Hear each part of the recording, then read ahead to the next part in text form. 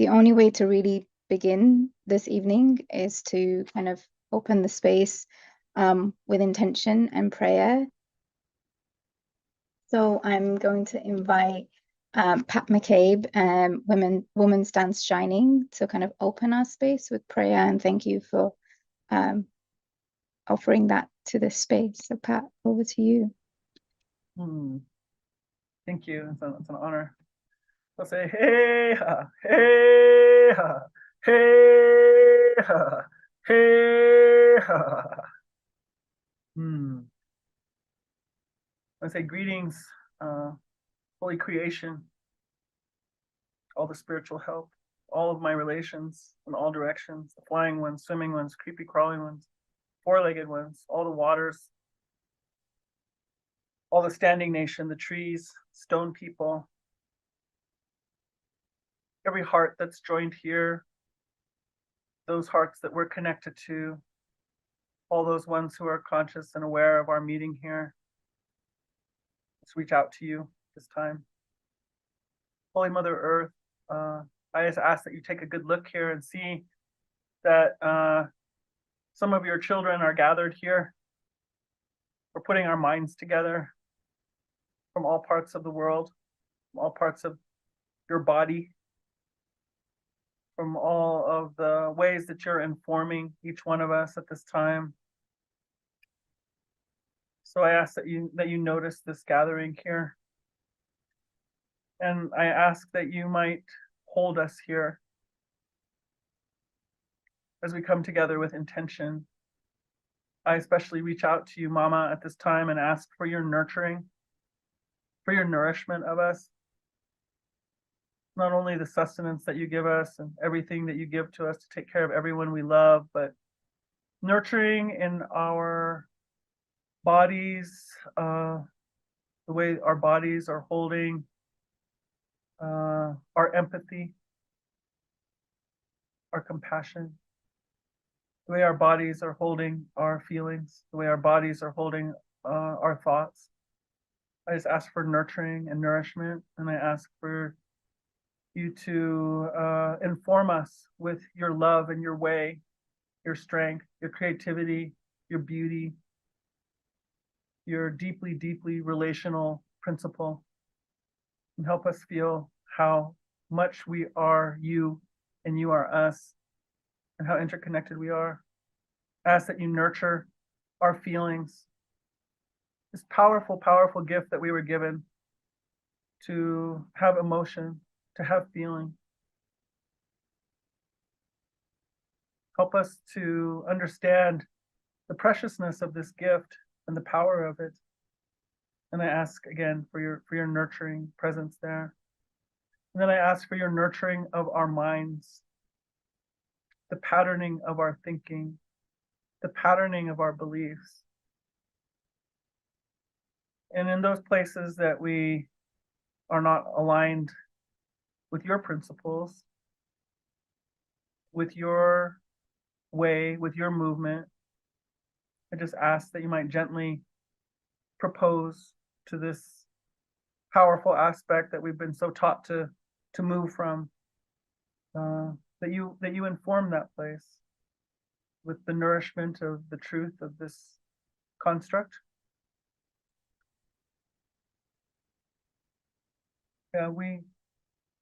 I ask that you hold and support us at this time in this conversation.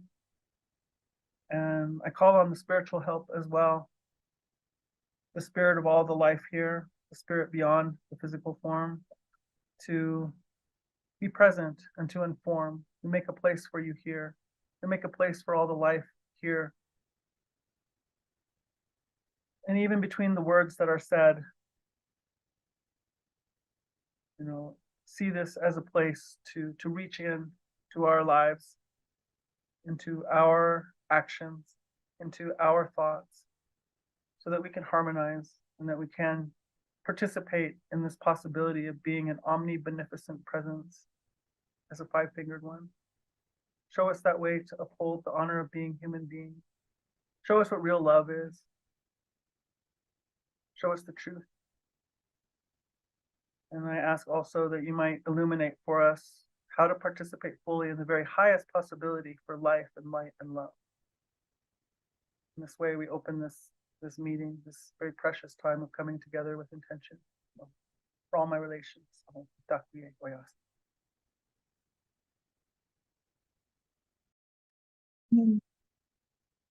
Thank you, Pat. As always, we want to create a little bit of a container for being in space together. So I'm going to just invite our community agreements onto the page. Some of these things won't apply, but I just wanted to draw out a few things for being in gathering together. A key one is just staying curious and open, especially for some folks where some of these ideas might be new, challenging, confronting. And so a reminder that we go hard on ideas, soft on people. I also want to pull out that lived experience and trauma. Many of us are survivors of multiple forms of harms and violence. And when we attend to these conversations or matters, they are not they are visceral, they're tangible, they're material.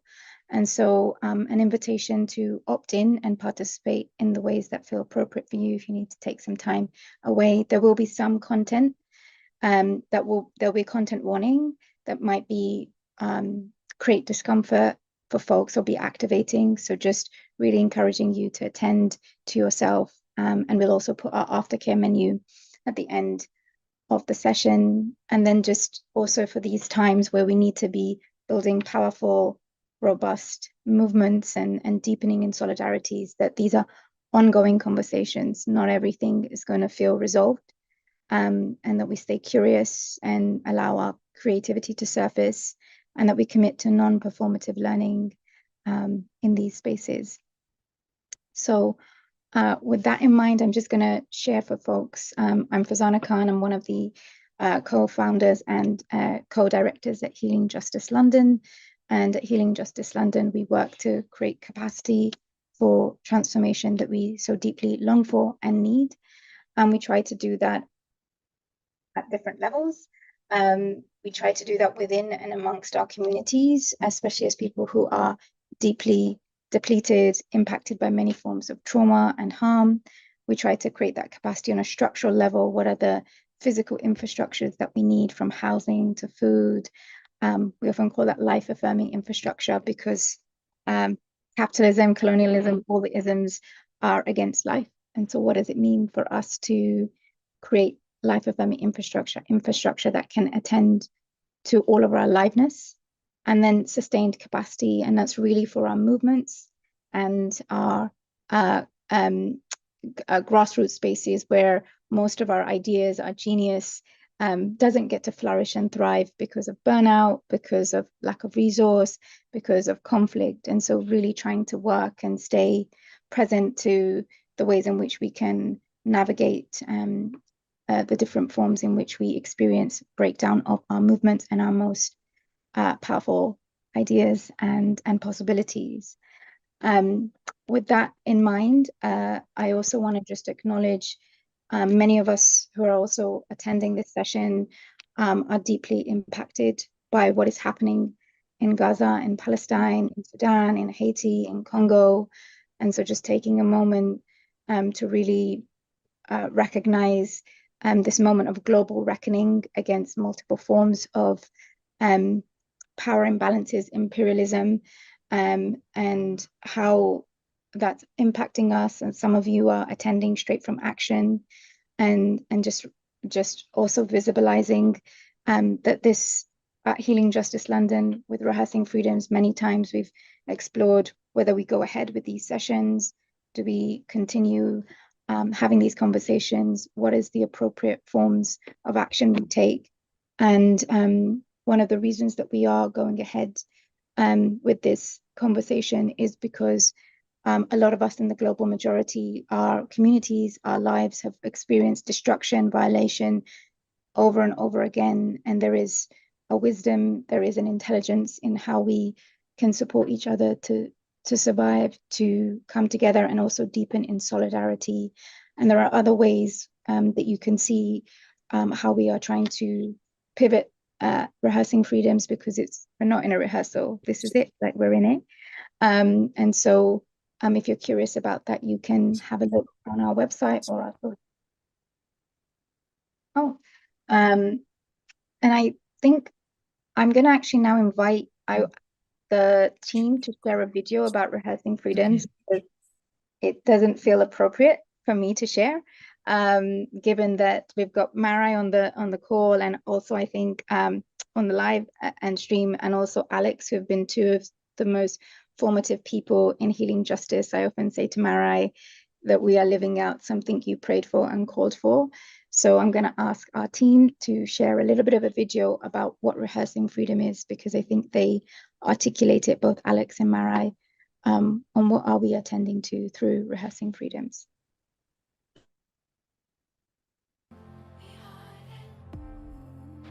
In our communities, there's often this question of how can I live outside of the system?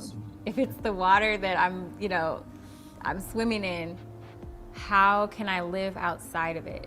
And I think Rehearsing Freedoms is a perfect way of describing the ways that we can live in ways that are completely counter to the systems that we're marginalized by. What Rehearsing Freedoms looks like in practice, we are drawing from a community of people from various lineages, treating people as experts of their own experience, opening up space for who gets to be a knowledge producer.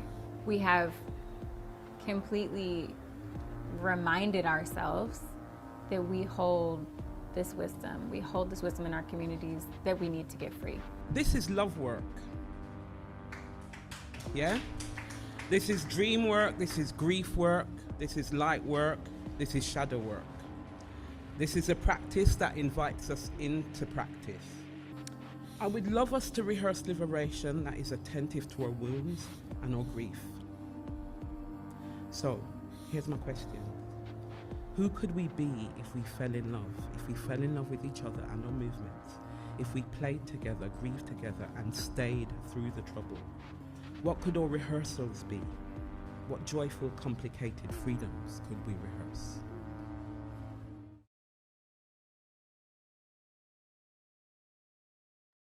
What you saw there was some highlights from the first week and a half of Rehearsing Freedoms Festival, but I hope that gives you a little bit of a taster of what we are trying to practice together in this moment.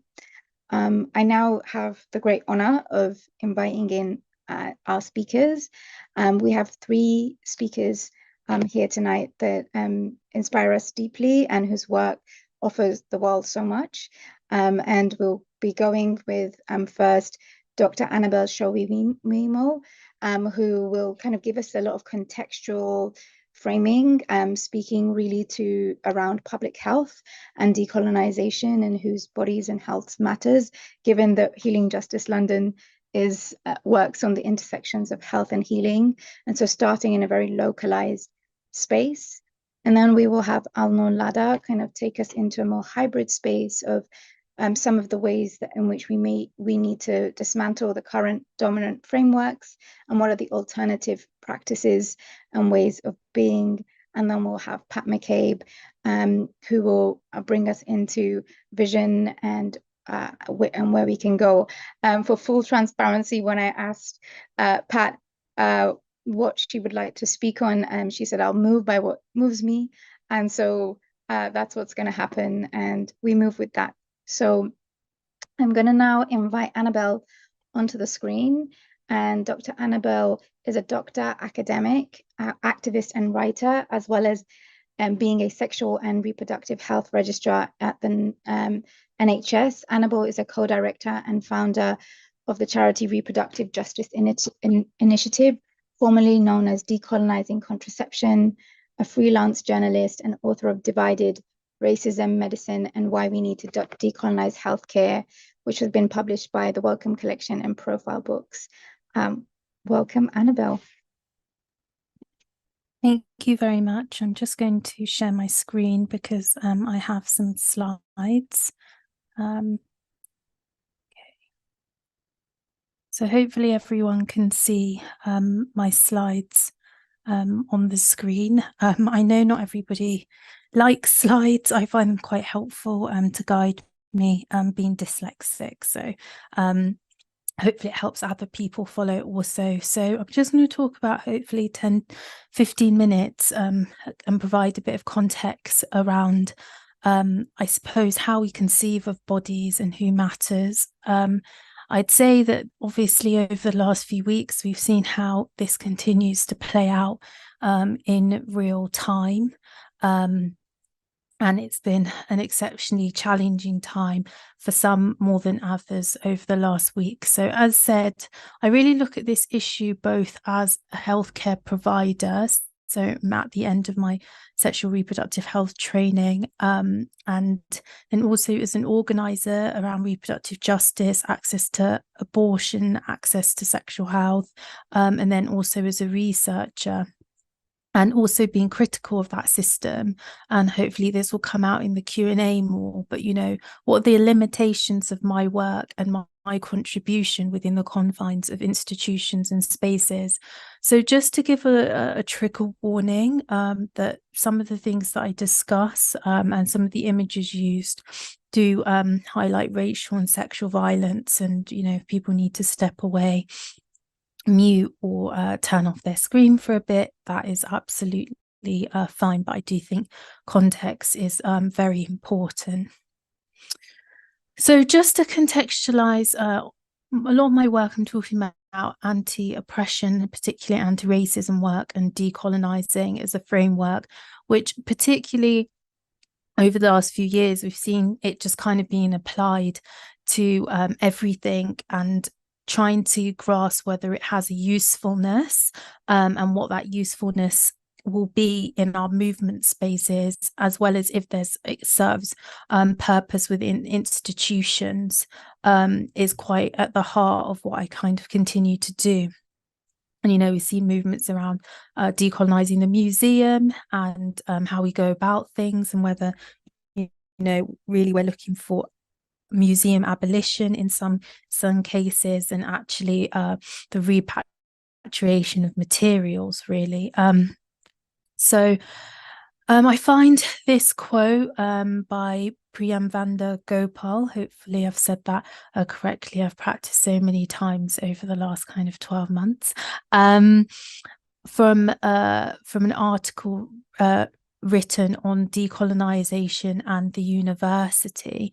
And in that article, she says, decolonizing the curriculum particularly has become a keynote theme at many seminars, conferences and workshops, be both within individual disciplines and across them. At times, references to decolonizing seem so capricious as to standing for any form of critical engagement with race and representation, or indeed the mildest forms of curriculum reform. So I think this is a really important quote for me, because I think we need to keep going back to like what the purpose of some of these movements to decolonize things like the curriculum are, whether actually they're more diversity projects and who they serve in the long run.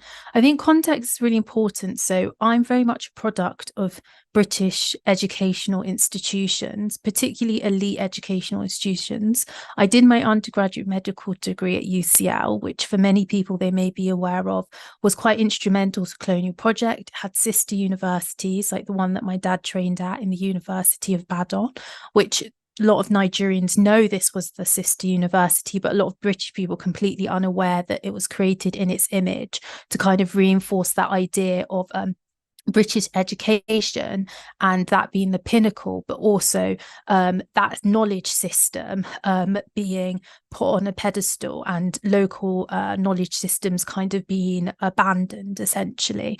And that kind of has been expunged from its history, as well as lots of other things. So I came to this work very much through doing medical anthropology and finding out about the colonial origins of medical anthropology and the history of eugenics at that institution. So Sir Francis Galton, founder of eugenics, had his eugenics lab at UCL. And I think for more people that's come to the fore in the last few years, when in 2018, in fact, a student paper uncovered that they'd been hosting a eugenics conference for the last 3 years, which they disputed it was a eugenics conference that they had no knowledge of. It was put on by one of their part-time lecturers there. However, it was clearly a eugenics conference. A lot of the papers submitted were talking about racial and sexual intellectual inferiority and trying to substantiate those claims. Now, I just think it's really important, some basic things to introduce in the kind of 5-10 minutes I've got left. So eugenics really is at the heart of a lot of our scientific thinking, and it was coined, as I said, by Francis Galton, who was also cousin to Charles Darwin, and he was very intoxicated with this idea of natural selection and the idea that we could breed a better human species essentially by rooting out those that were not fit to breed. And this was encapsulated in his final manuscript called Can't Say where he basically just wrote a story about a eugenic utopia. And that bit of his work really has over the years been sidelined. His niece actually tried to burn or get rid of most of the manuscript because obviously, you know, eugenics has fallen out of favor for some. But the underlying premise that some people are inferior and we can stop them breeding in a multitude of ways, whether that's through population control measures, whether that's through genocide or otherwise, is obviously still a very potent idea.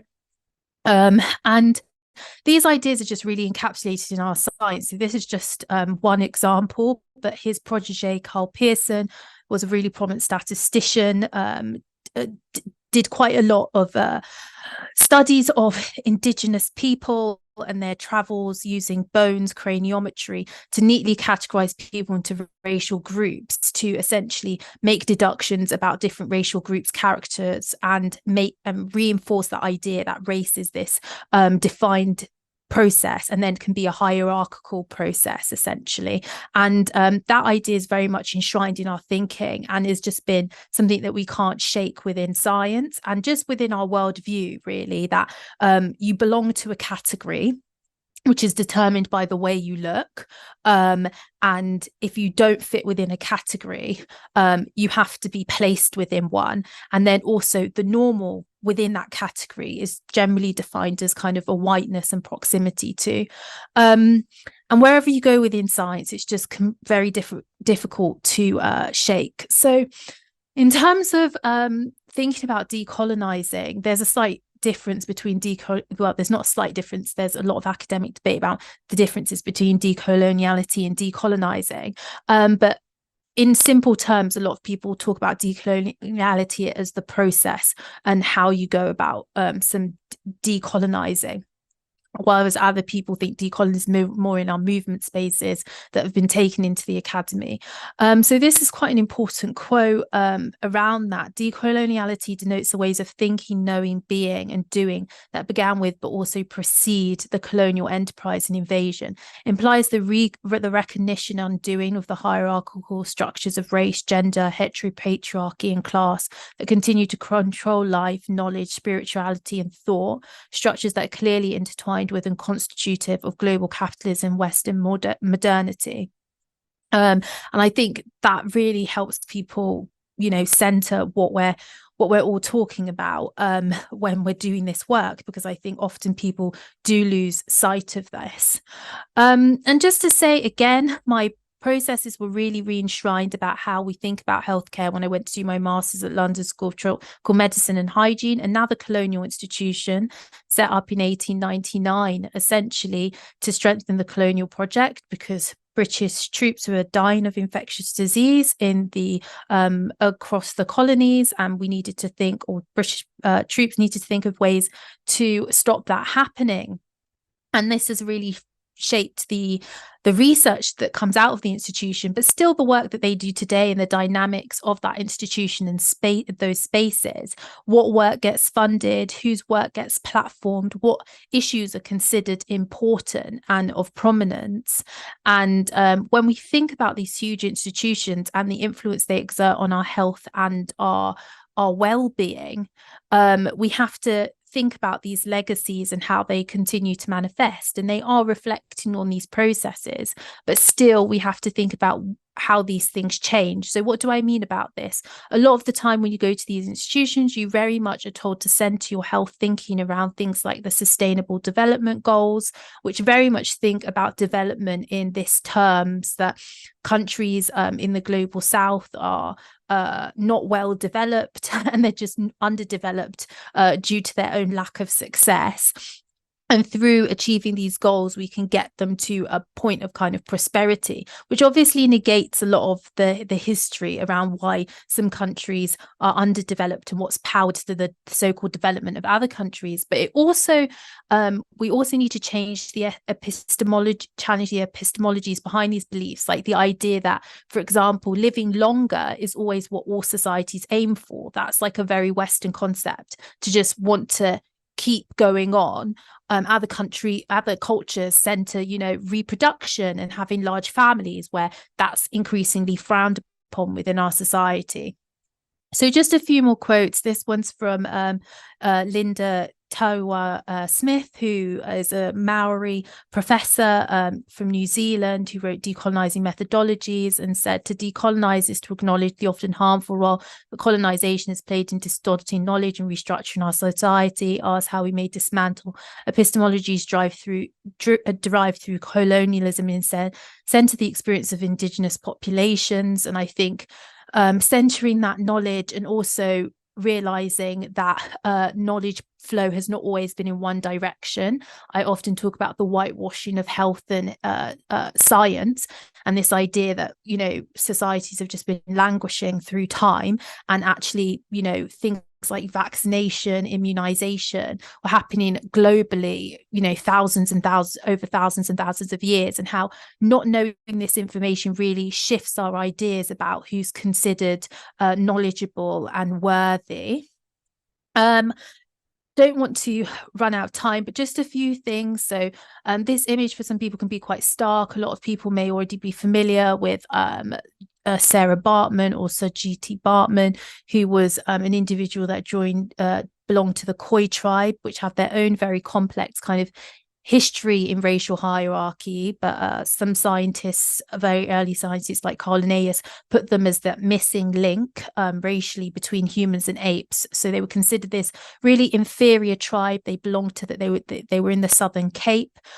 She was exhibited, many people from this tribe were exhibited over Europe, and we had human zoos in Europe to up until about 100 years ago. It's not history that is that far away. You can see pictures of human zoos in London in black and white pictures if you go to historical archives.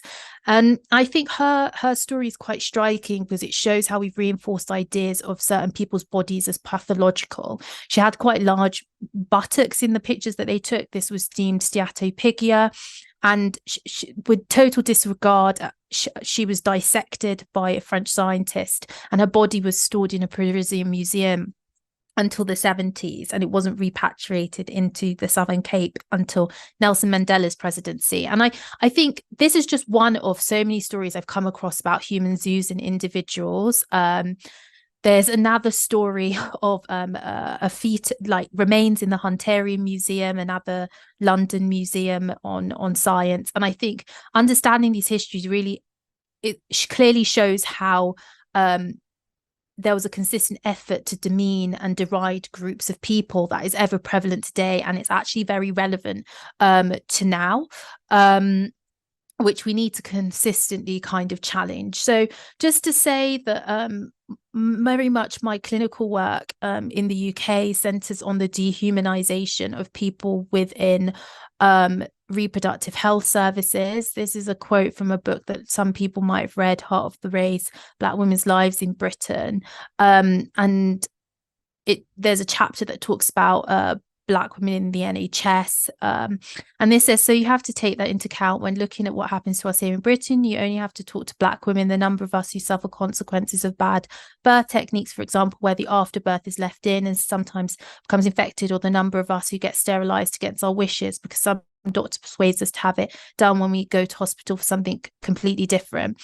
I think this is just really important for highlighting that these colonial histories are ever present. So this book was written in the 80s, but this is very similar to things that I would hear today, or it's very similar. A lot of the work I do, I collaborate with people globally, very similar to stories that I've heard from Black communities in the US or indigenous communities in the US. I've connected with indigenous communities in Canada, for example, or Black communities in Canada, and very similar, narratives around how health institutions are used as tools of oppression, and how health providers are used as tools of oppression.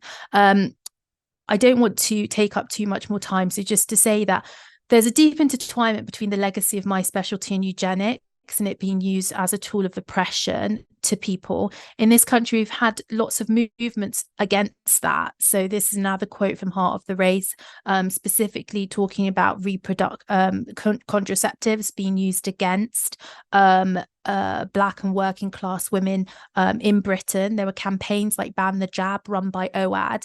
And I think it's really important that we tell these stories of health resistance and health activism that have been really key to shedding light, but also documenting that these things were happening, because without these campaigns, often there would be no evidence that this actually was happening because the institutions cover it up. So just to say, for me, very much like decolonize is really about readdressing existing power structures, but I really do struggle, as I said at the start, because I, as a medical professional, as a doctor, with increasing amounts of power as I go through my training, I'm a gatekeeper, and I'm also part of a system that I recognize is an oppressive system for some people. So I'm very much, trying to navigate and know where my limitations of being able to help those involved in health activism is, and where I need to actually stand back and let people do the work that they need to do. Thank you very much. Thank you so much, Annabel. And also for bringing into the space how living what we perceive as the past is in every part of our infrastructure, even the spaces where we're in the UK, we have a public health system where we're actually most vulnerable and where we're supposed to be taken care of. And so thank you for bringing that to surface, and also uplifting the Heart of the Race. Stella opened our Rehearsing Freedoms Festival, and it was really truly an honor to see that, an honor to have her open up the space, but also to sadly see how prevalent these things still are, and they haven't gone away, in some ways escalated. So thank you so much. I'm going to now bring on Alnoor. Alnoor Ladha's work focuses on the intersections of political organizing, systems thinking, structural change, inner outer mirroring, and narrative work. He was the co-founder and executive co-director of The Rules, a global network of activists, organizers, designers, coders, researchers, writers, and other things focused on changing the rules that create inequality, poverty, and climate change. The Rules started in 2012 as a time-bound project and an experiment in temporary organizational design, exploring new ways of working, playing, and making trouble together. He's currently the co-director of the Transition Resource Circle and the co-author of Post-Capitalist Philanthropy, Healing Wealth in Times of Collapse. Welcome, Alnoor. Thank you.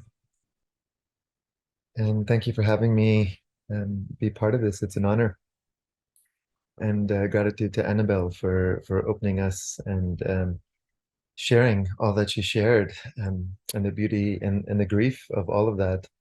I want to start this conversation first talking about ontology, which sounds like a fancy philosophical term, but really is referring to onto, the Greek for being, sometimes interpreted as vision. So ontology is our perception of the isness of the world, what is reality. And this is related to what Annabel was talking about, which is, for example, whose bodies matter in the master narrative, where are the delineations of lines between self and other, subject and object. And I want to point to the context that we're in, which some people may call the Anthropocene or late stage capitalism, or in the Indian Vedic tradition, the Kali Yuga, the Dark Ages. or in, for example, the Hopi prophecy, the time of the sixth sun, or the Iroquois prophecy of the time of the seventh fire, or what the alchemical tradition will call the time of the underworld, that we acknowledge that we are in this very dark point in history where humans have lost the ability to be in symbiosis with the living planet. And without acknowledging this, when we talk about healing or freedom, we can easily jump into narratives of ascension and spiritual bypass. But we are locked in a core of beliefs, of worldviews, of ontologies that are totalizing. Abdullah Öcalan, the founder of the PKK, the Kurdish resistance in the Middle East, and the founder of Rojava, the autonomous community between Turkey, Syria, and Iraq, talks about the current superstructure as capitalist modernity. That we cannot talk about capitalism as a political economic system in absence of talking about modernity as a social cultural construct, and the two are one project. And this master narrative of capitalist modernity is fed by what I call the unholy trinity, which is separation, materialism, and rationalism. Separation is the idea that humans are somehow outside of the evolutionary ecology, that we somehow sit on top of this pyramid of life. And historically, the idea of dualism, the idea that the human mind is this godlike creature within this animalistic body, which was then transferred to all conceptions of the other, the female body, the indigenous body, the black body, the brown body, and the white male Christian sat on top of that hierarchy. This separation is still at the core of the source code of capitalist modernity. There is no such thing as historical colonialism. There's only the ongoing coloniality of late stage capitalism, and it's embedded in this idea of separation. The other two legs of this triangle are first materialism, the idea that the entire world can be reduced to its material constituents. The entire world can be reduced to the atom, and the atom to the neutron, and the proton and the electron, and now with quantum physics, the photon or the quasar or the quanta or what have you. And then the rationalism part of this is not only can we reduce the entire material world to its constituent parts, but that we are entitled to do so with the human mind, with our limited human neocortex. And this trinity of separation, materialism, and rationalism is the core ontological imprint. And many of us will inherently understand this and have read and researched these things. But what I want to say is that this ontology is not some external philosophy out there, that it has been manifested into the very construction of the material world. All aspects of our lives are now mediated by capital, by an invented debt-based fiat currency that was imposed by colonialist powers and now determines almost every aspect of our lives, where we grew up, who our neighbors were, what we do for a living, if we have access to leisure time, our thoughts, our behaviors, our manner of dress, our codes of conduct, our cultural mores are all being co-determined by this ontology. And this ontology also marries itself with a memetics. By memetics, I'm referring to like the core root of this, which is meme, which was a term coined by Richard Dawkins in The Selfish Gene in 1979. And meme is, we now use it colloquially to refer to lolcats or what have you. But it refers to the base cultural unit of an idea. It's the cultural equivalent of a gene. And these memes are communicable, like diseases, like viruses. And they are passed from person to person through culture itself. So we could say we deny the ontologies of capitalist modernity, and yet there is mimetic real estate that is taken in our body through these thought forms and enacted on a daily basis through our interaction and our complicity with the dominant culture. So decolonization is not just a theoretical practice that requires the mind. It has to be integrated at a cellular level, at a somatic level, at a communal level, at a spiritual level, at a superstructural level. We can say that we deny the invisible hand, but there is an invisible hand that lives within all of us. As Steve Biko, the great anti-apartheid activist, once said, the base station of capitalism lives within our minds. And so I want to offer an alternative ontology, an alternative trinity, which is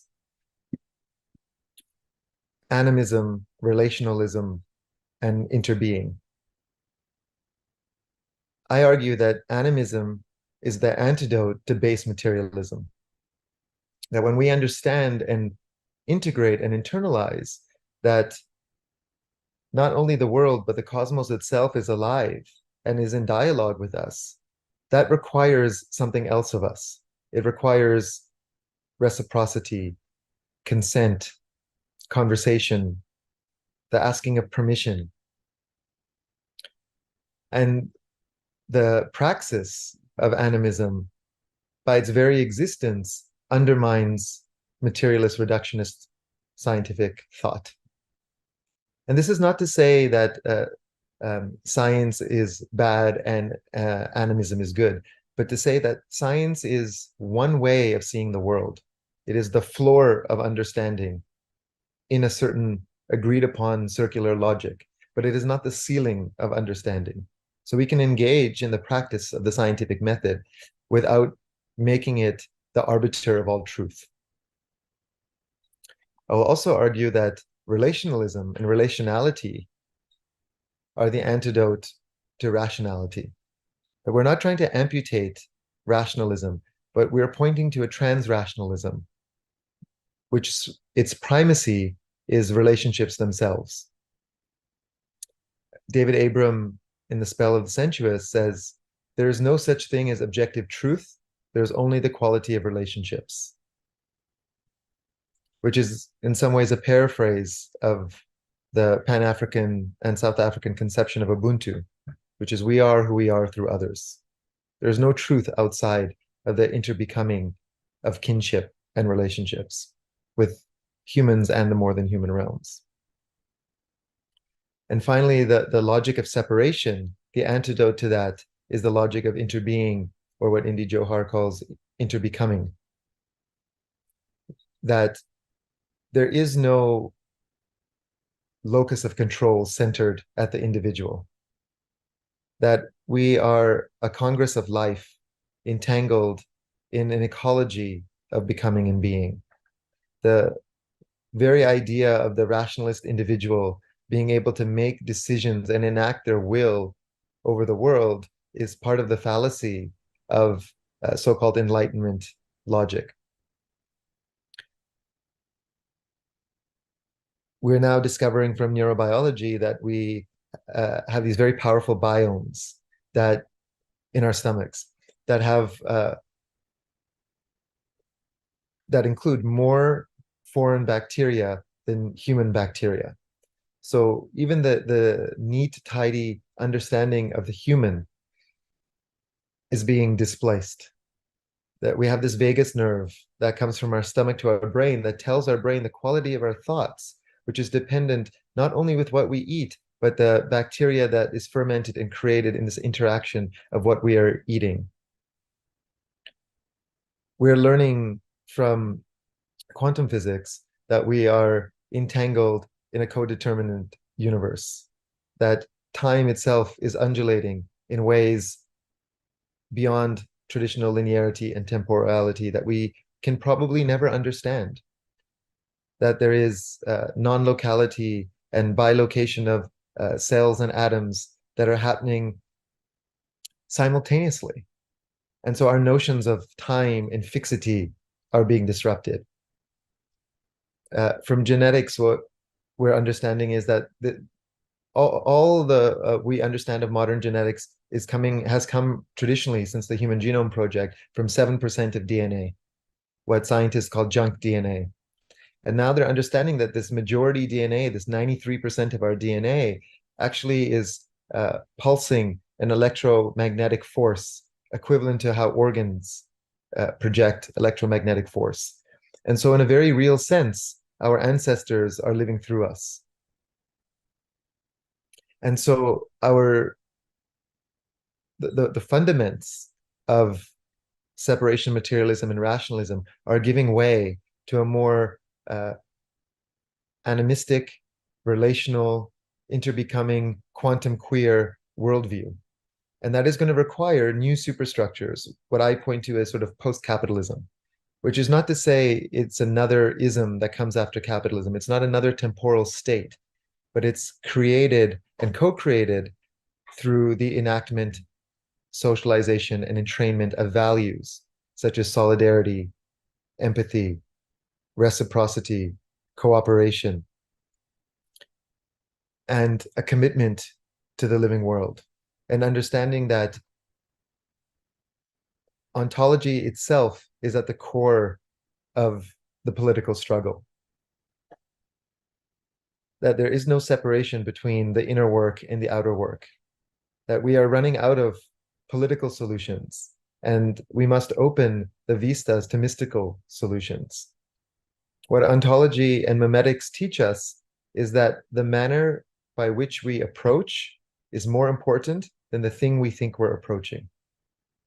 The manner by which we approach is more important than the thing we think we're approaching, because we have no idea what we think we're approaching outside of our colonized, conditioned viewpoint of a separate materialist world made of dead, inanimate, inert matter that we are entitled to control and enact in our anthropocentric will. And this is the core we need to challenge. It is beyond policies and solutions and requests to the nation state and our behaviors as citizens objects in a consumerist paradigm, what I would call, what Hakim Bey calls the live, work, consume paradigm of capitalist modernity. And I want to just end by sharing a brief excerpt of a poem from Hafez, the great Sufi poet. And he says, "I have come into this world to see this, the sword dropped from men's hands, even at the height of their arc of anger, because we have finally realized there is just one flesh to wound, and it is the beloved's. There is just one flesh to wound, and it is the beloved's." And I think that's extremely relevant, given the atrocities and the ethnic cleansing and the genocide that is happening in Palestine, sanctioned by the imperialist Zionist Western states. There's just one flesh to wound, and it is the beloved's.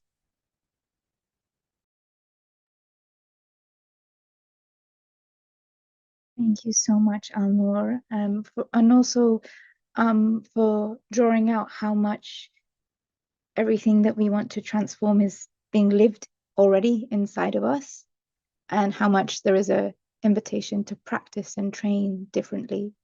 So thank you so much. I'm going to now invite Pat and do a little intro to Pat. Pat McCabe, Woman Stands Shining, is a Dene Navajo mother, grandmother, activist, artist, writer, ceremonial leader, and international speaker. She is a voice for global peace, and her paintings are created as tools for individual earth and global healing. She draws upon the indigenous sciences of thriving life to reframe questions of sustainability and balance. She is devoted to supporting the next generation, women's nation and men's nation in being functional members of the hoop of life and upholding the honor of being human. Welcome.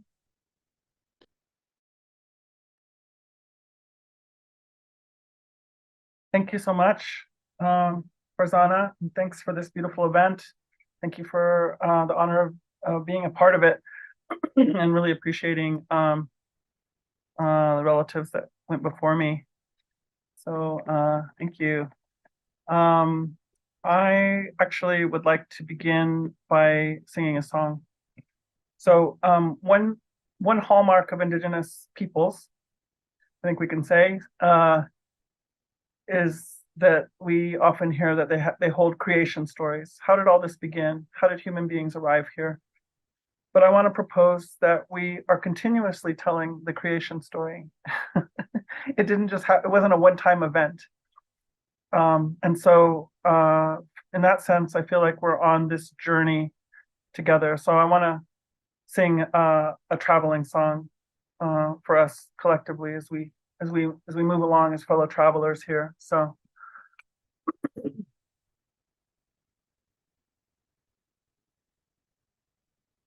way-ya, way-oh, way-oh, hey-ya, way-oh, way-oh, hey-ya, way-oh, way-ya, way-oh, way-ya, way-oh, way-oh, hey-ya, way-oh, way-oh, hey-ya, way-oh, way-ya, way-oh, way-oh, way-oh, way-oh, way-oh, way-oh, way-ya, way-oh.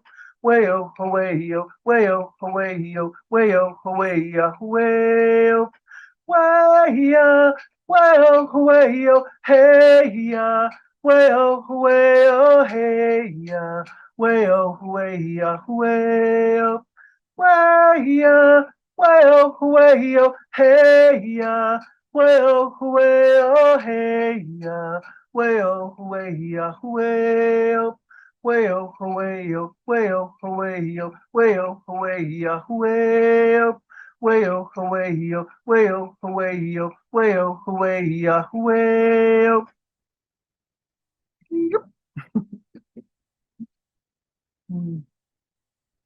So I also would have us notice that we're not solo travelers appearing out of nowhere from nothing.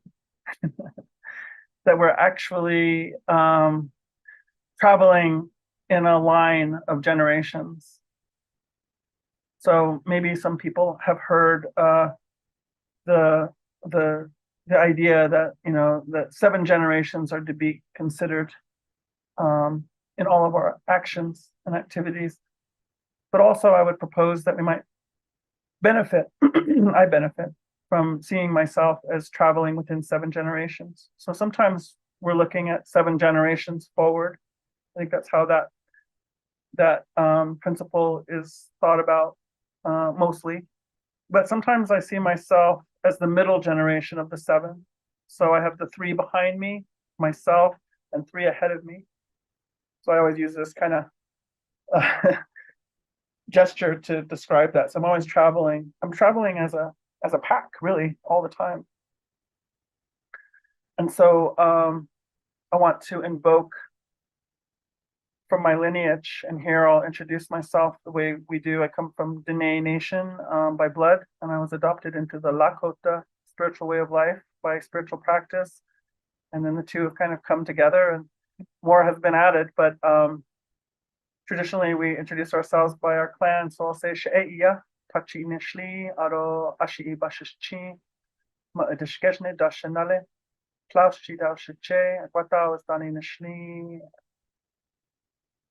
So also acknowledging the traveling, the creation, the co-creation of my forebears in terms of my clan, and their related way to all the other clans of within my people.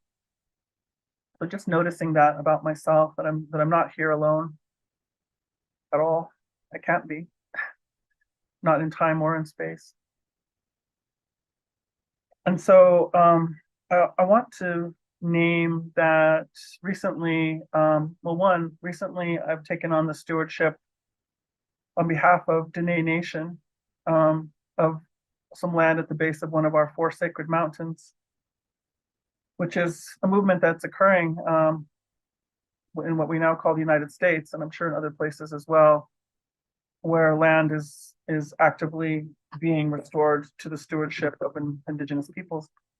And so I want to name that recently we had some seeds returned to us that we hadn't, you know, these were corn seeds that were returned to us that we hadn't had since before our treaties, since before the attempted genocide, let's say. And it was really, well, it was so moving, but it made me, again, think about time and space in a different way, because I said, you know, those seeds, we were co-evolving with those seeds. So we say in modern science, I guess we might say that we're cultivating strains of seeds for our purposes, for the characteristics that benefit us the most. But I'm going to say that the seeds also can cultivate us, can cultivate our way of thinking and being and our understanding of the construct that we're in, this powerfully interrelated, interdependent construct that is this Mother Earth. And so I was really thinking about what it means to co-evolve with these seeds. And I thought, wow, these seeds knew us at a time when the deep trauma wasn't a dominant factor in our nervous system. When our way of life was really thriving, and maybe we could say at its peak. Although I don't know if my elders would look at it in terms of that hierarchy. But I thought, how special to now be able to plant these non-traumatized seeds and to come to them again and to ask, you know, my question, my prayer, and my part of the participating in this was, you knew us before, and I'm asking you to help me feel and to know, what was our love like before? Because our love had to have been very different than the way love manages to find its expression through traumatized mind, heart, body, spirit, through the trauma of attempted genocide. And so I'm thinking also about the travelers that way. And then the 3 generations ahead, you know, my prayer often there is to say, you who are already living the solution to the issues, to the problems that we are facing right now, we're looking for you.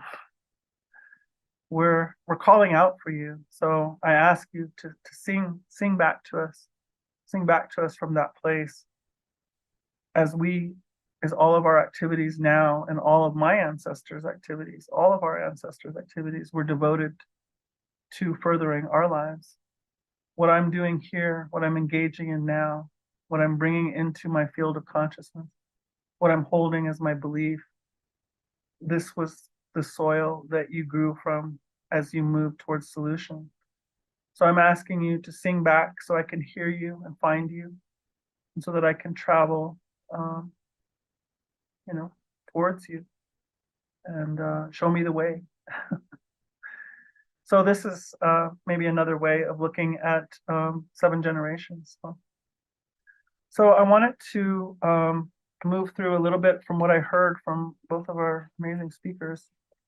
I wanted to look at this idea of decolonizing curriculum. I know that that was embedded in a lot of other thoughts, but it really struck me. Because I come from a family of people who were deeply embedded in some high academics. My father went to Stanford University, my brother, my daughter, my niece, my nephew, and I was sent to one of the most prestigious prep schools in the United States, Phillips Exeter Academy, when I was young. Therefore, I refused to go to Stanford University afterwards. I'm like, I've had enough. Thank you. But anyway, so, I was at a gathering in India, an indigenous peoples gathering in India, and part of the process, along with cultural ceremonies, cultural sharing of cultural dance and song and art and activities, but there was also this part about the presentation of the white papers, and this was new for me in a indigenous peoples gathering. And so one night during the gathering, my spirit helpers came to me, and they were, every now and then, they're very adamant. They're like shaking me. They're like, "Hey," and they were saying, "There's something you need to say about this tomorrow." And so the next day, I went in and found an opportunity to stand up in front of this very large gathering. And what I was told to say about it was this: that we, so in this case, we as indigenous people, whose knowledge has traditionally been held, enacted, expressed in ways that are very different than how it is done in academia, that we have to be careful there. And, so this is also the story of colonization, of, you had ologists, anthropologists, archaeologists, etc. You had ologists observing you and then going back, and from their own lens, from their own worldview, from their own experience of being human, began to write and tell the world about indigenous peoples. And sometimes they were way, way off in terms of what we understand ourselves to be, and why we were doing what we were doing and how we do what we do. And that's understandable that would happen. So we had a deep desire to correct that image at some point. And now it's come to this fierce reclamation in the form of saying, you don't have the right to write about us. We'll write about ourselves. We'll tell our own story to the world. And so what the spirit was saying to me that night was, they said, but be careful here, because you're taking something that is living, embodied, interrelational with beings, trees, stones, water, flying ones, swimming ones, creepy crawling ones, four-legged ones, that do not express through intellect, do not express through word, do not express through writing. And you're taking all of that experience and relationality and co-creation capacity, and you are trying to put it through this very tight, I'm going to call it, mechanism of expression, academia, right? And so what happens there is, when you begin to explain these living phenomena conceptually, it can become easy to lose the truth of the living relationality. It becomes fixed. It becomes, in some ways, lifeless. And it loses its power and its potency.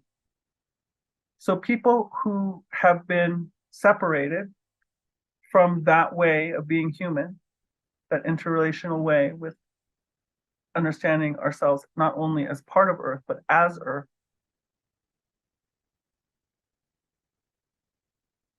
those people might not know the difference between the living ceremony, let's call it, for instance, and the writing about the ceremony. But what's important is, for you as Indigenous people, you have to remember the difference.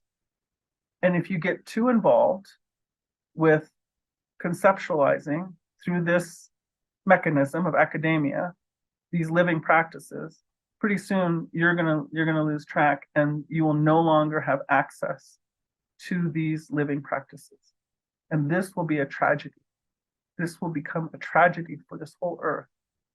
If all the branches of humanity begin to conceptualize that, in Lakota, we call it takuwakanshkanshkan, that sacred movement, the movement of sacred encounter, where things are continually encountering each other. And every time they encounter each other, something new possibilities are presented.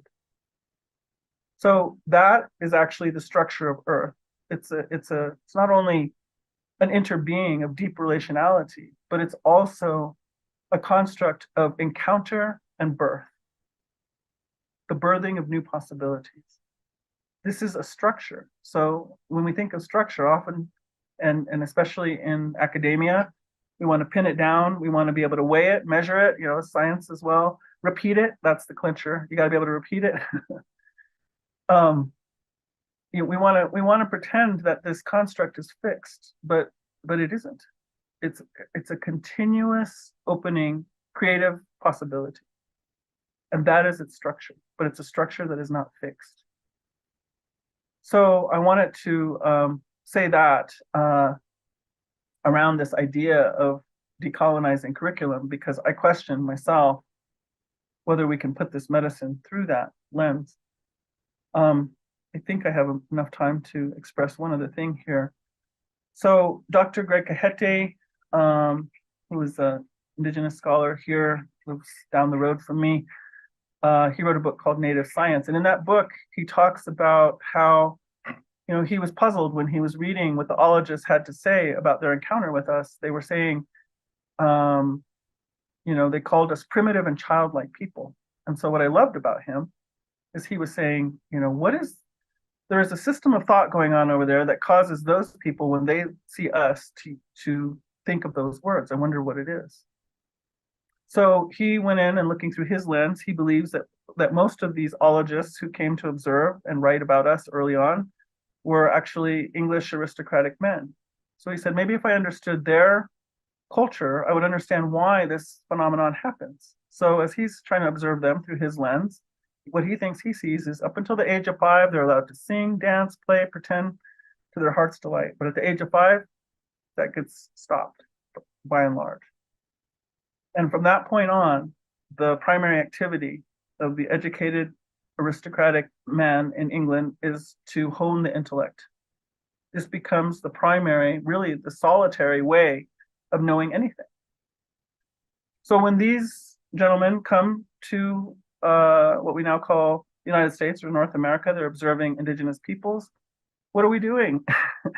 We're singing, we're dancing, we're visioning, we're fasting, we're having conversations with things they don't believe you can have a conversation with. We're seeing things that they don't see. And so their only conclusion is these must be a primitive and childlike people. Even their grown men are involved in the activities that are really relegated only to children. Well, a big light bulb went off for me when I read that. I thought, wow, that explains about 10 million things, right?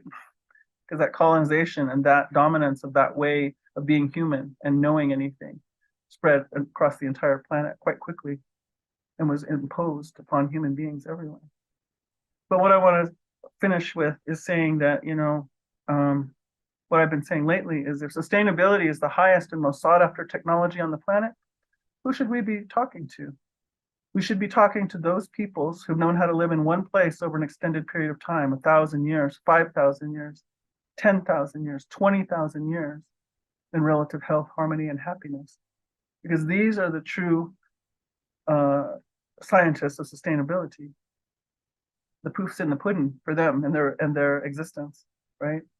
And so I say, is it an accident that these people, we call these people indigenous, they are of place, that at that depth. Is it an accident that these peoples have this level of sustainability and have a broad spectrum of ways of knowing?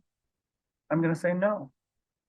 So for me, I take it as a logistical fact, I guess I'll say, that having a broad spectrum of ways of knowing beyond intellect, being able to use this full instrument of perception to gain knowledge, gives us a capacity to have a kind of relationship with place and all of the rest of the life forms, often represented here. Every single life form gets a seat on the sacred hoop of life. That's what's, we have to have a capacity beyond intellect. And I always say, try having a romance with intellect only. Tell me how it goes. So really, I don't even like that word sustainability. I like the idea of having a mad love affair. If I'm going to be a primarily relational being in a relational construct, then let it be a mad love affair. So I'll stop there and say thank you.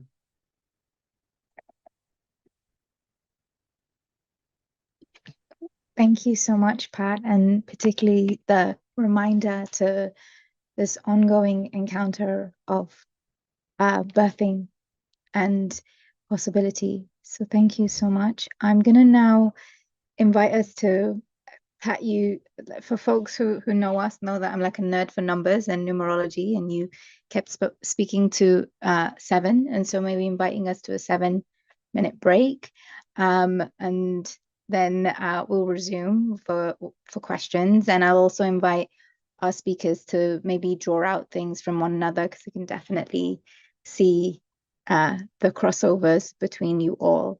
So we'll come back at 25 past, and we'll resume. So please hydrate, do what you need to do, integrate. There's a lot that's been shared, and take a beat. We'll see you at 25.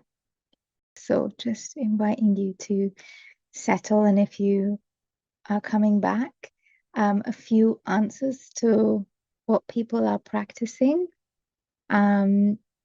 We've got listening and learning with the body, somatic healing, reclaiming my spiritual self, which was repressed by organized religion. Also for our speakers, there's a lot of love on the YouTube for you all on the live stream, which I don't think you're getting to experience or feel, but there's some of them the team have passed on to you, so you can see in the chat. I'm going to now invite all of our speakers back on to screen, so we can have about a half an hour, 35-minute conversation. So just inviting Annabel, Pat, and Alnoor to be on screen, and team will pin you. So we're together on the screen. Great. I wanted to welcome you all back, and maybe start with, if I can see many crossovers between what you all touched on, but just to have a moment if there was something that you felt was incomplete, or someone else spoke to that you wanted to draw out, or that if you had a question for one another before I field you some of the questions that we've got for you. So just making a little bit of space between you all to connect or even reflect. Yeah, I have some points of reflection, and I really grateful for Pat's thoughts at the end. So I think in terms of, and it's something I'm very much navigating, because I'm, in my PhD research at the moment. And as I said, I navigate all of these spaces as an organizer, as, a clinician, but then, outside of these spaces. And I think it is really important to understand how sometimes academia distorts, or being in certain institutions distorts not just our work, but our view of self.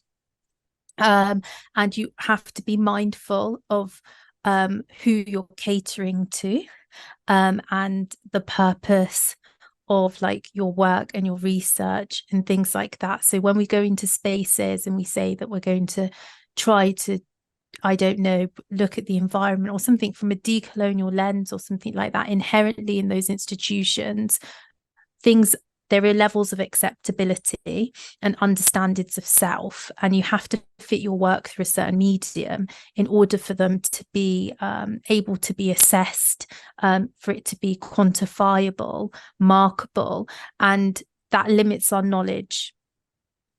And at baseline. And I think that is really important to also understand in these processes, and something that I'm trying to manage. I'd also just say that in terms of my writing, a bit in my book, I pick up on things from my own culture and how they've been distorted. So looking at particularly West African traditions of like Abia and Juju, and how people talk about them today in terms of being kind of like demonic or black magic, and how that's looking at them particularly through the Christian lens really distorted what those knowledge systems are. And even today within my family, they're very much still understood through a Western Christian lens. So like if I try to explain, you know, what Juju was in terms of a worldview and a knowledge system, people are just completely unwilling to grasp that, and there's just evidence of that everywhere. So I just thought I'd bring in another example of like how that applies, I suppose, within my own life, and how I've tried to shift my own approach to that, because growing up I very looked upon that something demonic. That's how I was taught about it. And then when I went to do my own research, I obviously realized it was looked upon by a very specific lens, and it was much more complicated than that. It was about the body, it was about healing, it was about health.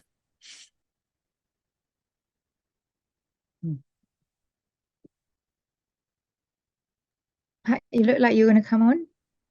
Oh, I guess I've been unmuted the whole time, but thank you, Annabel. Yes. So I think something that bridges maybe what you're just saying, and also what I heard Alnoor say, you know, in ceremony one time I was told, and this was related to the energetic of masculine and feminine, but I was told, you think you know what masculine is, but you don't. And you think you know what feminine is, but you don't. All you know is how those energetics behave in this modern world paradigm, in this power over paradigm construct, I'll say. And they said, but if you were to plug those energetics into a different paradigm, they would behave in a completely different way. And so what I was thinking about when you were speaking, Alnoor, so they're thinking about the paradigm of academics, when everything that we are, all of our somatics, all of our this incredible sensory instrument that we are very, very sensitive to. You wouldn't know it by the way we act in the world today, but it's very, very sensitive. It's not really built for what we're doing right now, which is part of the issue that we're having, right? But I was thinking, Alnoor, when you talked about your unholy trinity of separation, materialism, and rationalism, you know, it helps me when I expand that. And so that's how we have been allowed to express the possibility of being human, primarily. Well, only recently, actually, in modern world paradigm, is through those lenses. But if we were to direct our humanity into other lenses, then who would we be then? And so that's a question that I'm always working with, and that also goes to this idea that you brought up about, you know, it's sort of it's originating in our intellect and in our mind. I think at one point you were talking about, and I guess for me, I'll say it originates in our belief, right? I do a huge amount of belief work, and the belief work for me is what helps me. Hopefully this is a good use of the word, transcend the current belief, the current, you know, being the fish in the water. So it allows me to expand on what's it like to become amphibious. You know, what's it like to maybe burrow down into the earth below the ocean, you know? So I get to have this opportunity to expand. And I think that this also speaks to how in modern world paradigm, the power over paradigm, it's very important to understand who has the power, how much power you have, and not to lose your power, because this is food, clothing, and shelter. It's a very violent situation, right?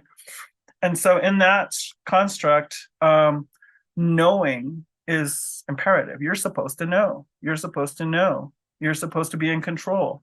Even though, as I talked about earlier, we're in this dynamic structure of encounter that's bringing new possibilities continuously, but we're pretending that we can be fixed.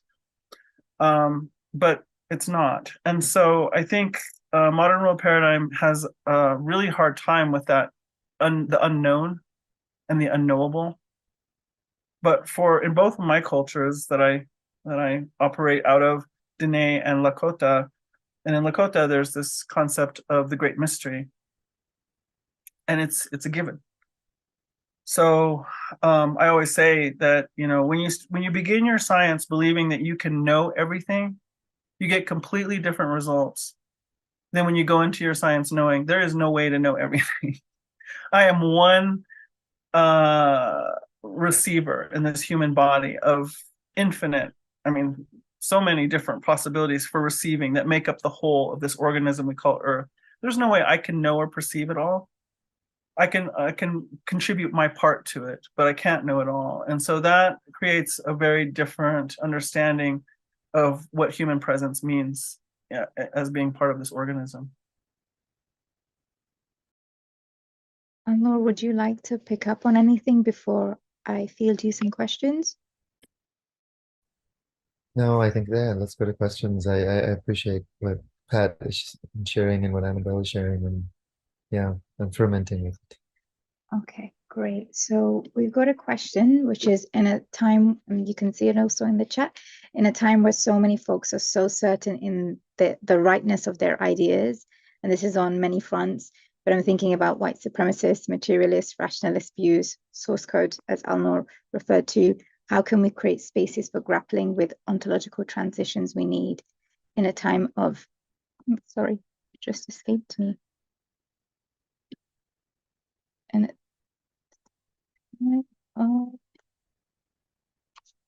deep divisions, who is trusted to hold those spaces? I guess a follow-on from that is, how do we have more capacious conversations and grapple with the entangled? Go.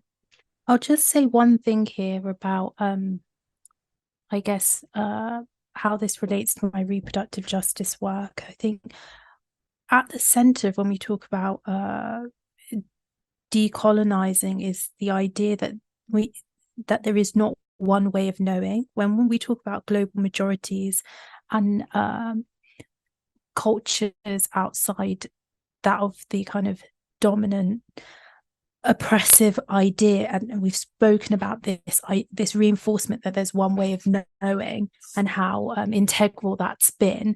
I think struggles that really challenge that, so when we look at transliberation, that's incredibly threatening, because that's an acceptability that there cannot be one way of knowing, and how that goes against everything that we've been taught about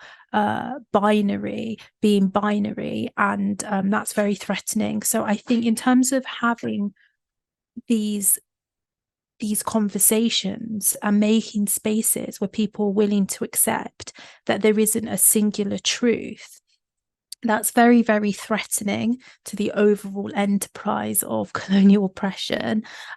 So that really goes to the heart of the struggle, really. People don't want to make space for dual ways of understanding and pluriversal interpretation, because that is hugely threatening. I'll let the others answer.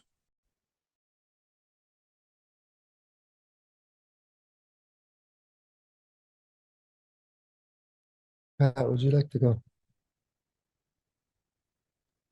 Oh, I'd love to hear your thoughts, Alnoor, if you don't mind.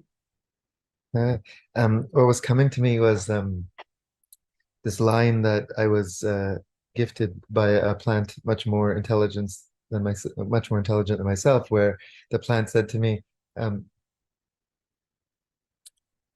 ignorance is the seed of all ontology.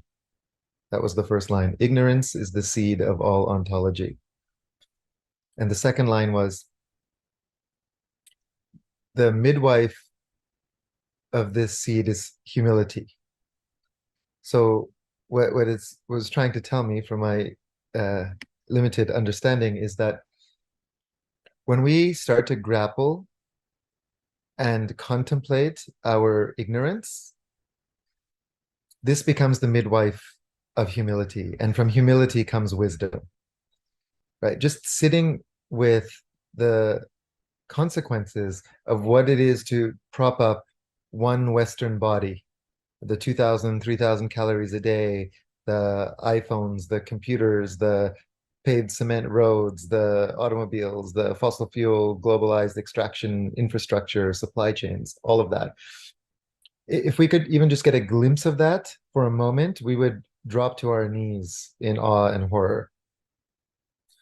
And when we enter this state of humility as the midwife of this ignorance, then wisdom and knowledge can at least attempt to enter our spheres and our fields. And in the question of, well, you know, the others are holding such certainty, you know, white supremacists, rationalists, academics, etc. But the very act of us on the other side of the debate, entering that space of humility, it's not to just simply be in the state of uncertainty and ambiguity and not knowing. You know, part of what I'm saying with ontology and the manner by which we approach is that by opening this space of humility, right, by putting our head to the soil as an equivalent and as important as a strategy than creating some rationalist policy plan. You know, asking the ancestors for help, asking the mountain for direction. These are strategies that are inherently laced with humility. And that is going to open up superpositions of possibility we can't even imagine.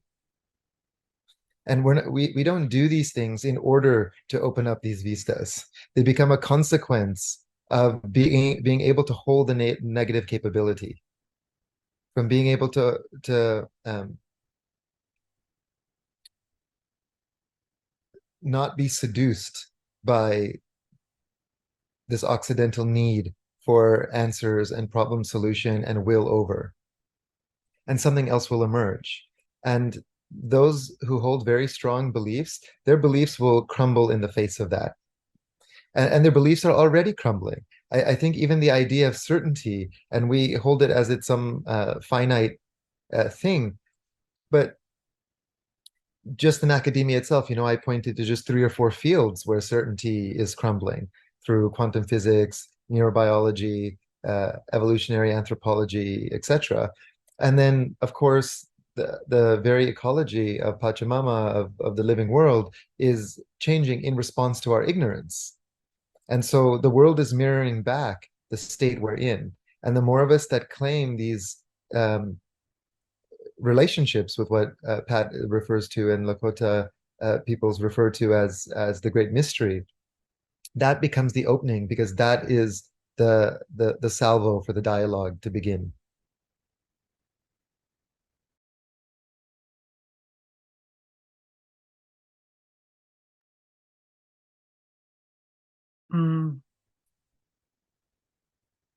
So, as I was saying earlier, in the power over paradigm, in which you must have power over another in order to have what you need. Again, power shifts are important. So on the one hand, there are different ethics that arise from different places that tell us it's wrong to be concerned with power. Obviously, not everybody thinks that, but some people do. But I say it's legitimate in this paradigm. And so anytime we pull out any one member, you know, so if we try to talk about men, or you try to talk about Black people, or you try to talk about, you know, immediately there's this resistance, because I think the reason is because we say, well, where does that leave me? Am I losing positionality by entertaining this inquiry around one part of our human family? Because if I'm losing power, you know, in some of the ceremonies, some of the indigenous elders have been saying the women are going to lead.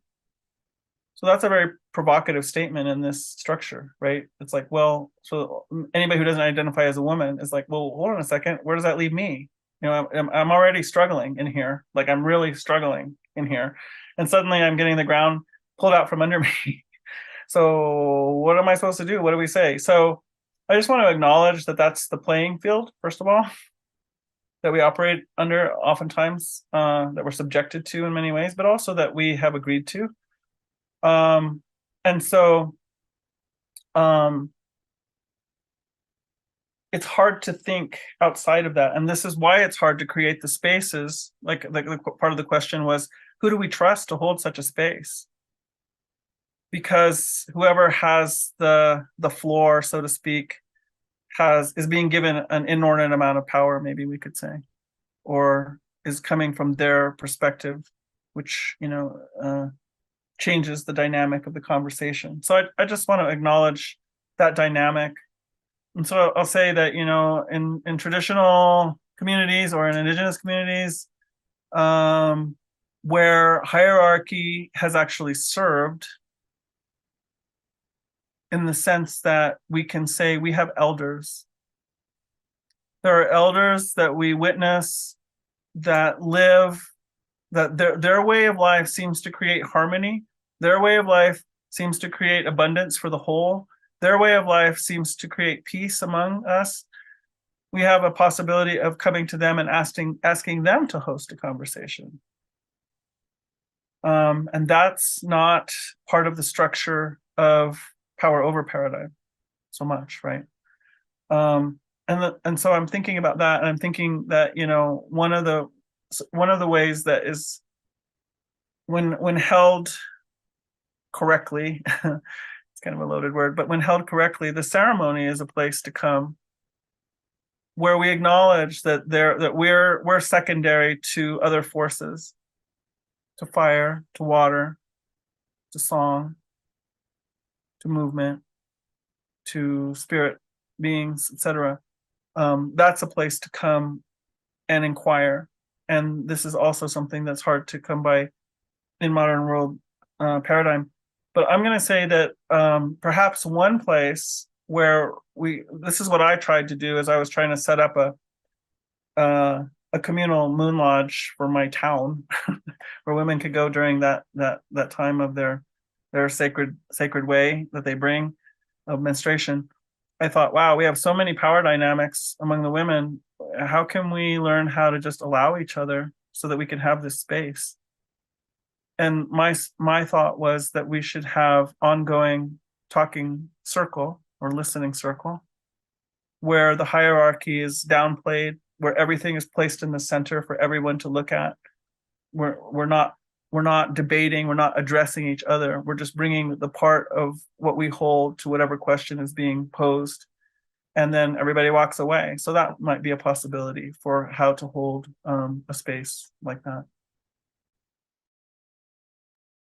Thank you so much. I have another question. I'm now being sent them on my phone, so I'll just read them off my phone. And this one is that we're constantly being pushed into binaries, and many of you touched on this, and borders, and we hold deep pain and trauma. What are some of the ways that we can practice in real time being in right relationship with each other? And I think you've all touched on it, but maybe to deepen and expand.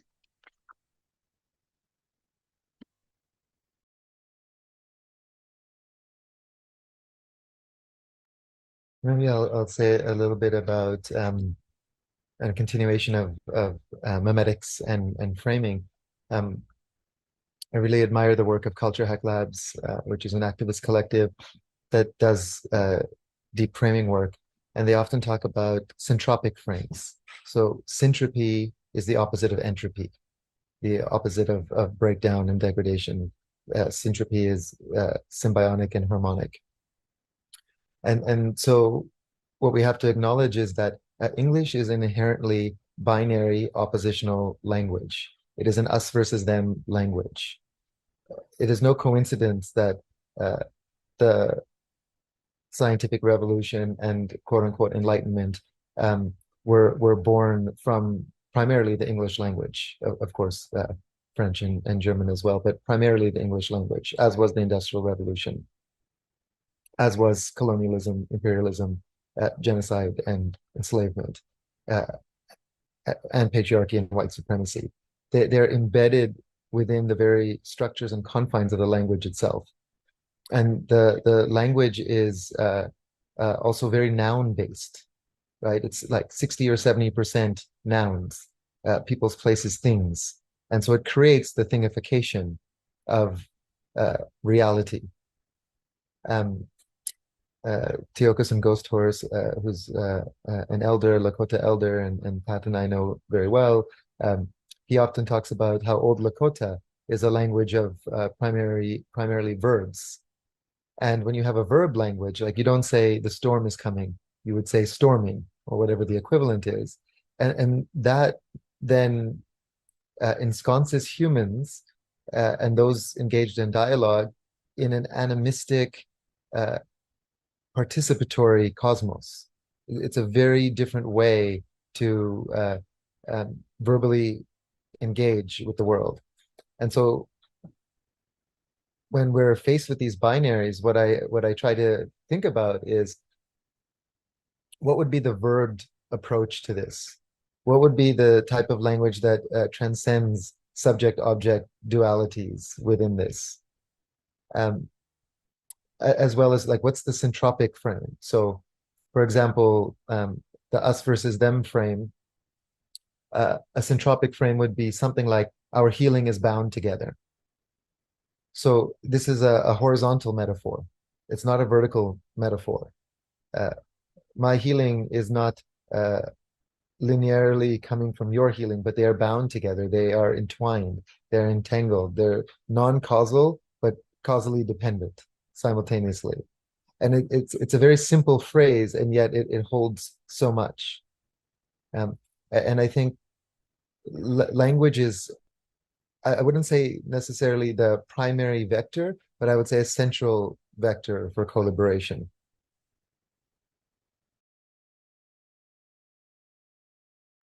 Just kind of building on that, in terms of everybody kind of sitting in their silos and also being told that you have to divide yourself into these neat categories. When we started Reproductive Justice Initiative, we were initially a collective, so Decolonizing Contraception Collective, and all working in the sexual reproductive space, but coming from very different spaces, whether that's being, you know, a writer, a poet that focuses on that area, whether that's a clinician, whether that's doing outreach work with communities. And I think, just like Healing Justice Collective, I think collectivism and collaboration is really key, because there were so many things that we're never going to have the exact same opinion or worldview, and that's really not the point of all of these conversations. If anything, it's so that we can live in a state of harmony and understanding and reciprocity and seeing each other's humanity. And I think there was a lot of sharing that took place. So one of my colleagues is from a Tamil community, and when we spoke about like sexuality and reproductive health, she was very much like, okay, we don't have words for some of these parts, right? So when I'm trying to do workshops for my community or talk about some of these ideas, and you know, we did something with an organization that she's collaborated with about like child abuse and things like that. She was like, this is really difficult because we don't have languages to describe these things or these acts, and it's really limiting of the conversation I'm trying to have. And there were nuances that I just couldn't have ever understood.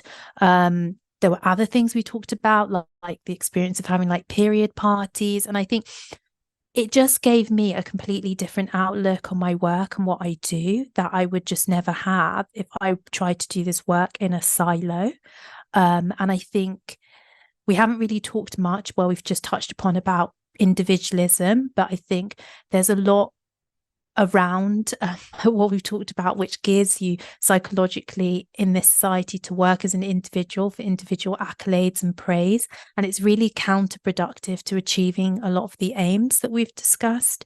So for me, that's really central, like finding a community of people and accepting that there is knowledge flow between you, but then there's also points of disagreement is quite key.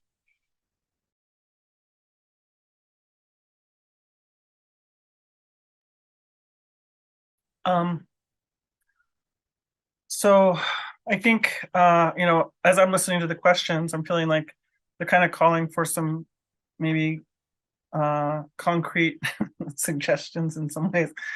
And so I'll just say for myself, I'm hearing that, and I honor that. And I also feel that, once I have my compass pointed correctly, or in some intentional, recognizable direction. That's what I mean by correctly, for myself. Then everything that I do or create or participate in is guided by that. So I feel like getting intention, belief, consciousness, that awareness is the key to everything else that we might want to attempt. So I'll just name that. So I feel like I'm speaking from a philosophical perspective oftentimes, as people are asking for maybe more concrete suggestion. But here I'm going to name a couple things. So I think it's one overarching. I want to say, willingness is coming. It's already coming out of necessity. And so for me, it's daunting, don't get me wrong. And there's a lot that I wonder about for sure. But I just feel like the beauty of this time coming is that what works is going to work. And what do I mean by work? What causes life to be furthered? That's going to become a bottom line thing. And so all of the theories, all of the dogmas, all of the everything eventually gets put to the test around, how does this cause life to thrive? Or does it? And so I feel like, willingness is coming upon us. And so sometimes I've said, contrary to Albert Einstein, I would say we do have to simultaneously prepare for war and peace. War meaning taking a stand for life, taking a stand for upholding the honor of being human being.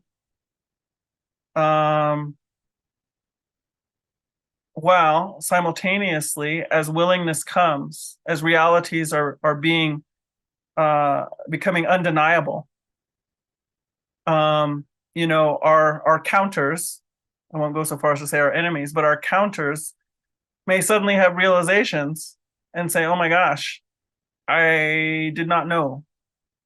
And so on the one hand, we stand firmly in this upholding the honor of being human being, of honoring life, and stand resolutely in that.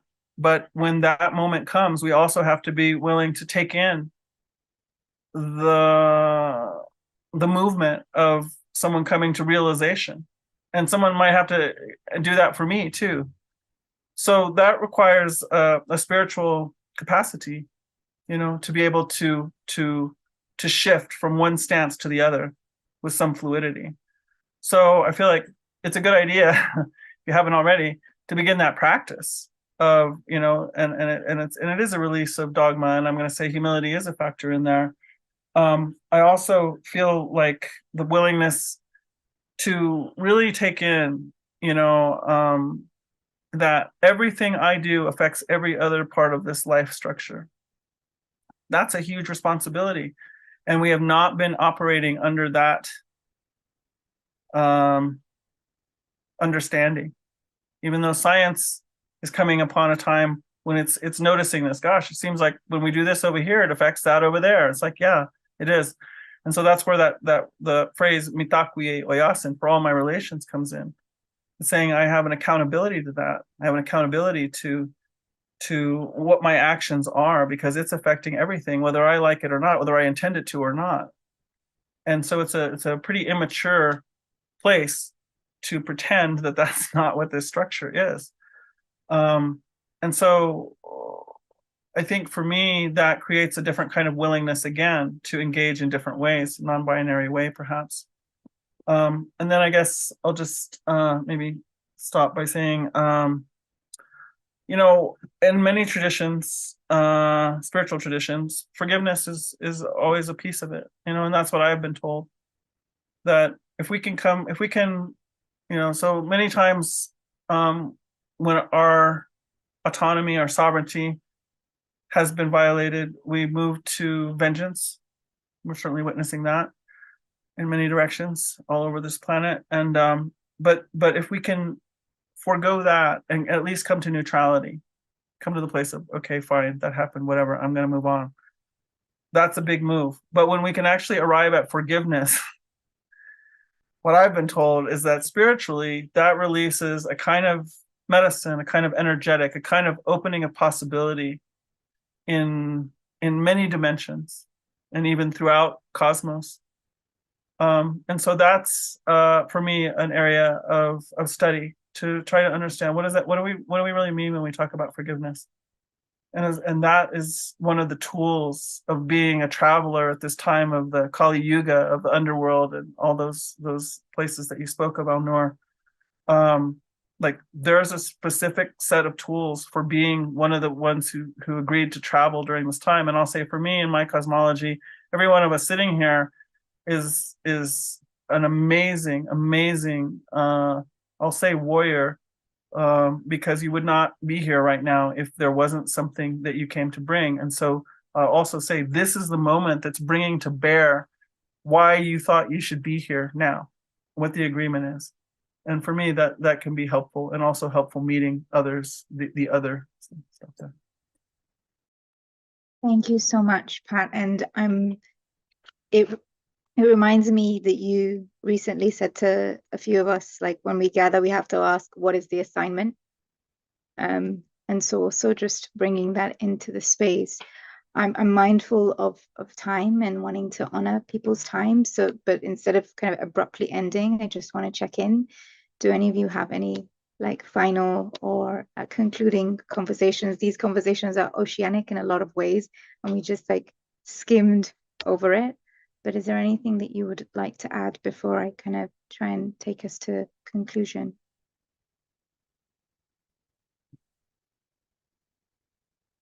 Annabel, Alnoor, Pat? Well, I think Pat's voice is a good way to end, as she also brought us in. Perfect. I just want to take a moment to thank you all, and also everyone who's joined us this evening. I also want to, I know that team will be putting in links for future things and also places that they can follow up on your work, so that the inquiry and the curiosity can continue. So I know that's happening on the live stream. I also want to remind folks that we have a collective community practice space every day at 1 p.m. that Lana Homeri holds. So there's invitation to practice. We have that.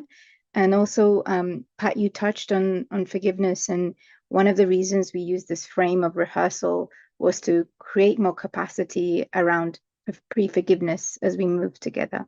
What would it mean that if we use the frame of rehearsal, that we weren't seeking any form of perfection, but we were grappling with practice in this moment? So thank you for bringing that in. I want to just thank you all and invite you to hydrate as always, and to be continued somewhere else. Thank you.